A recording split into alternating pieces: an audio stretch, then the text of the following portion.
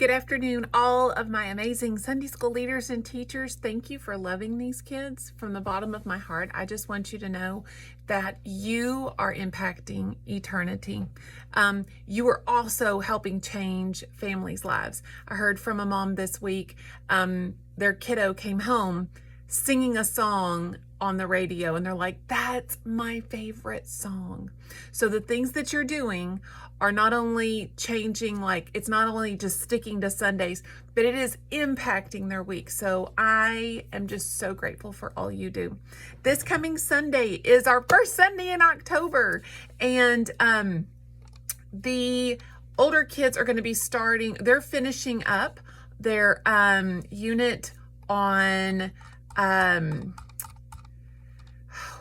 Snapshot. Thank you. Snapshot. And so we're going to be wrapping up what Moses did, and we're going to talk about how Joshua led them through the river. Now, what's really, really cool is if we think about, most of the people died in the wilderness. So everybody except Joshua and Caleb, they died. They did not see the Exodus. They did not see the Red Sea parting. They didn't see God providing all the manna and all of those things.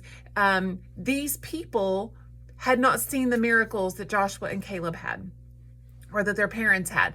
And so God wants to show this new group of Israelites, I am God. I am going to take care of you. And so he parts the sea for them. And so both the preschool and kindergarten and 1st through 6th grade, they are going to be doing the same lesson this week about how God shows up big and is going to lead them into the promised land through Joshua. So if we take a look at preschool and kindergarten, you've got some really fun activities to help. Some of these would even be very appropriate for our 1st graders. So this is our, they're going to have a memory match. So give me 1 second. I'm so sorry. That was the older kids. So, yes. So one of the first things that they're going to do is called the Jordan Jumpers. And you're going to have 2 ropes, either 2 like jump ropes or just 2 ropes or strings. And you're going to lay them on the floor like this. And the kids are going to jump over the 2 ropes. And then you're going to spread them apart.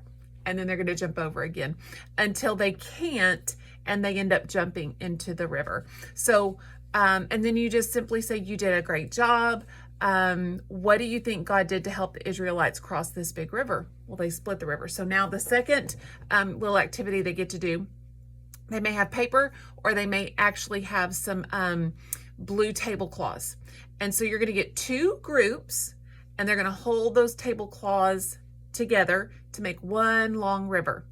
And then when you say God is great and mighty, they're going to pull it apart, and we're going to let the other children walk through. Does that kind of make sense? So we'll have 4 kids here, and if you need, use adults. And then we're going to let the kids, when you say God is great and mighty, they're going to pull it apart and they get to walk through. They're also going to make a pyramid, because when they crossed through, they left 12 rocks in the middle of the Jordan River. So they're going to make a pyramid with some cups, and we're going to ask them at the end, what is something great that God has done for you?